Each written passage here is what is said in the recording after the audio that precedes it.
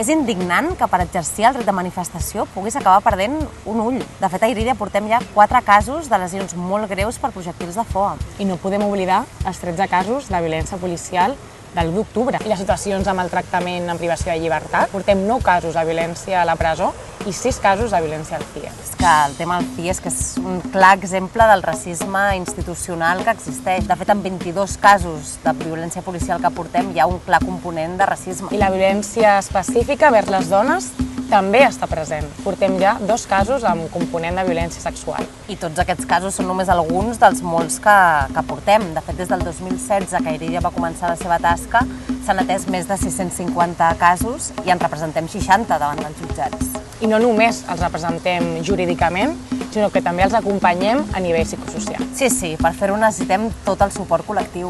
Efectivament.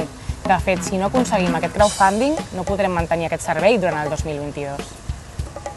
Tu ens dones suport i nosaltres donem suport a qui pateix violència policial. Defensem drets de manera independent, contundent i rigorosa.